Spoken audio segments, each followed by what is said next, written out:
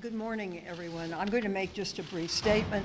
Then the Democratic leader will make a brief statement, and I'm not going to take any questions. Nor am I. At 9 o'clock this morning, my staff and I reviewed the FBI's report into sexual assault allegations against Brett Kavanaugh.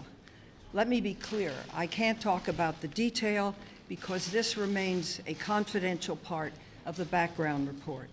I hope that changes are made and we'll be able to talk more about what the FBI did later.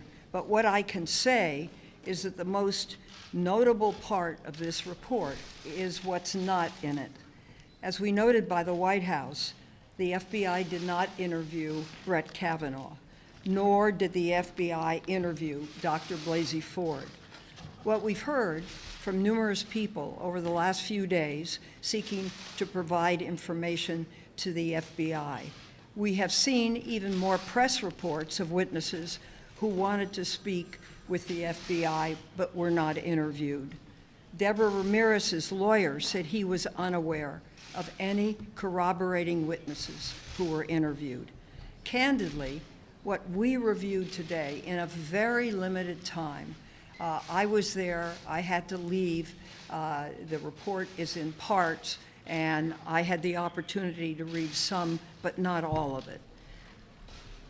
It looks to be a product of an incomplete investigation that was limited, perhaps by the White House, I don't know. But the White House certainly blocked access to millions of documents from Judge Kavanaugh's record, I know that, and ensured that 90% of his emails and memos weren't available for the Senate or the public in the hearings.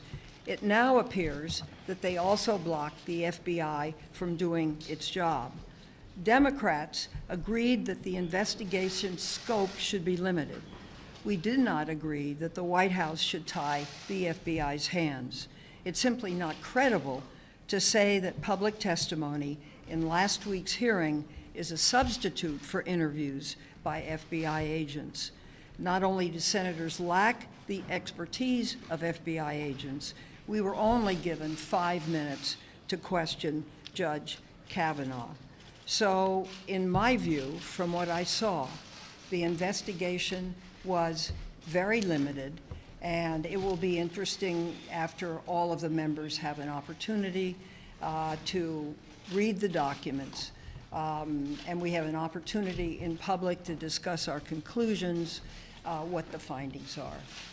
Thank you, Senator Feinstein. I just have 3 points to make. One, we had many fears that this was a very limited process that would constrain the FBI from getting all the facts. Having received a thorough briefing on the documents, those fears have been realized.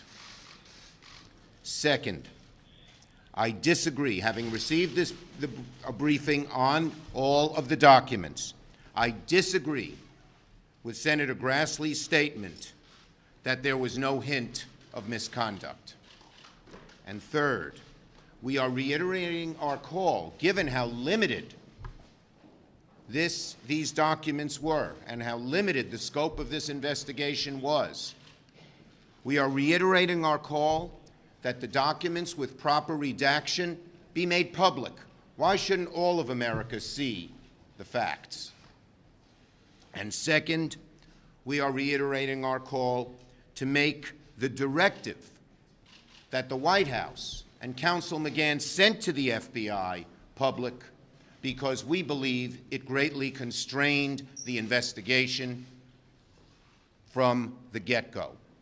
The fact that there's only one document in there for 100 senators is another example of constraining the ability of all senators and the American public to see the whole truth and nothing but.